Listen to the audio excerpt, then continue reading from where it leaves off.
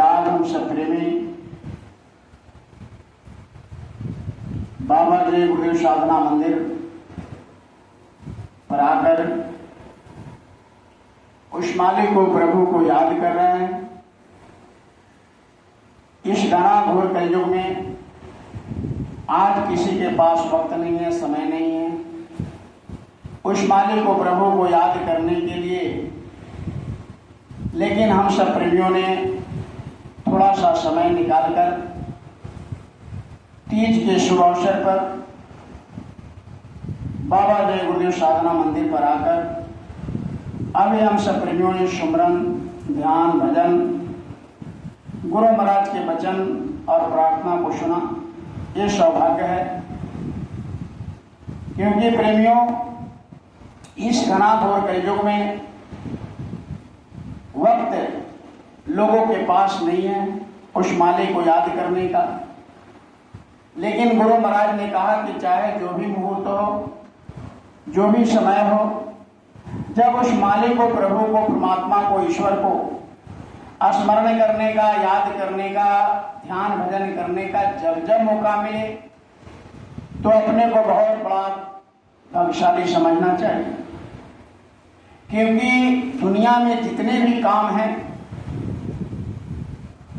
जितने भी धंधे हैं, सबसे बड़ा काम, सबसे उत्तम काम है उस प्रभु को याद करना, उस मालिक को याद करना। और सबसे इस दुनिया में अगर कोई बद काम है, बुरा काम है, तो वह है प्रभु को भूलना। तो प्रभु को याद किया जाए, मालिक को याद किया जाए, सुमरन, ध्यान, भजन किया जाए। अगर ऐसा मौका मिल रहा है तो ये गुरु महाराज की बहुत बड़ी कृपा दया है।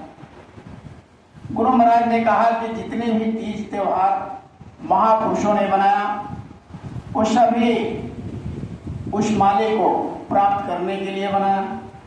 सब महापुरुषों ने बनाया। उस त्योहार के पीछे, उस व्रत के पीछे, उस तीज के पीछे बहुत बड़ा महापुरुषों ने उसमें अध्यात्म को छोड़ा। लेकिन जब महापुरुष चले गए, जब संत चले गए, तो वह तीज त्योहार अब धीरे धीरे धीरे मनोरंजन में बदल गया। अब वो दिखावटी में बदल गया। अब तीज त्योहार केवल यानी बाहरी पूजा रह गया।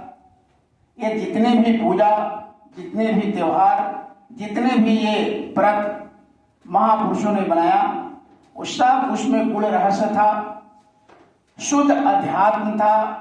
और उसी के करते करते लोग अपने दिव्य नेत्र खोल लेते थे, ज्ञान चक्षु खोल लेते थे और जीते जी उस मालिक के पास जाते थे और उस मालिक के दरबार में अपना हाजिरी लगाते थे।